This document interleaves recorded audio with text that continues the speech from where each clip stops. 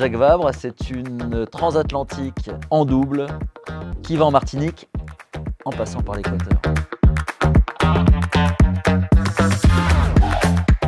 Les semaines d'avant-départ, en général, elles sont quand même assez denses. On a beaucoup de sollicitations à droite, à gauche, qui soient, on parlait des médias, mais aussi de l'organisation. On a beaucoup de briefings.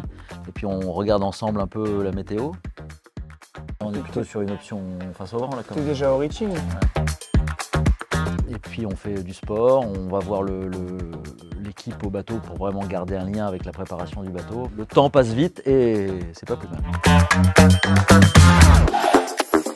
Aujourd'hui, effectivement, il y a des élèves qui vont monter sur le bateau, ils vont pouvoir rencontrer Romain Attanasio. Effectivement, ils vont découvrir le monde de la voile, mais en même temps, ils ont aussi préparé des questions sur la santé, sur le bien manger, le bien bouger, le bien dormir aussi. C'est des thématiques qu'on traite chez Play International grâce à nos jeux sportifs.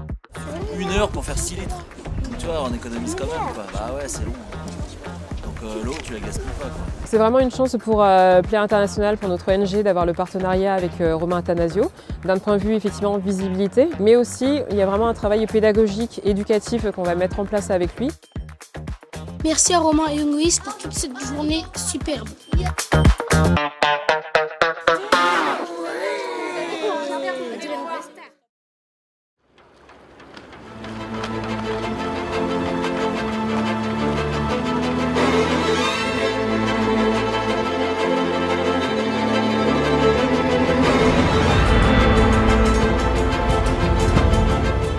Finalement, la course au large, c'est risqué, notamment il y a des situations qui sont très difficiles, très compliquées, très scabreuses. Il ne faut pas faire une bêtise, ni casser le bateau, ni se casser soi, et en même temps, il faut quand même essayer d'aller le plus vite, et je vois pas comment on fait des résultats sans prendre de risques. Le bateau, il prend des chocs, mais c'est incroyable.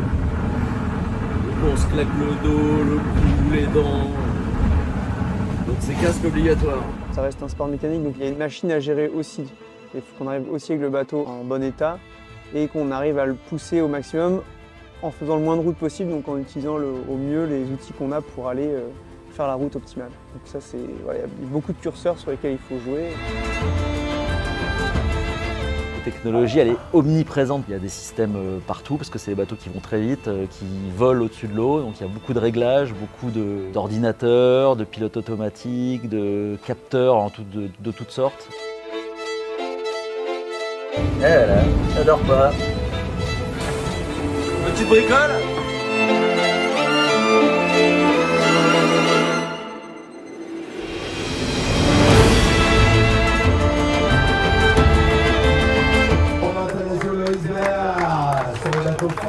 C'était bien, on a appris plein de choses sur le bateau. Ça a été très instructif pour moi pour l'année prochaine, d'être avec Loïs aussi, de voir un peu sa façon différente de faire. Et puis on a bien rigolé. Et ça, c'est appréciable. Merci. Bientôt le départ du retour à la base, course en solitaire, au départ de Fort-de-France, où je suis, vers Lorient. Donc après cette Transat Jacques Vabre en double, je repasse en mode solitaire. Ça me sert aussi à marquer des points, à marquer des milles pour la qualification au Vendée Globe.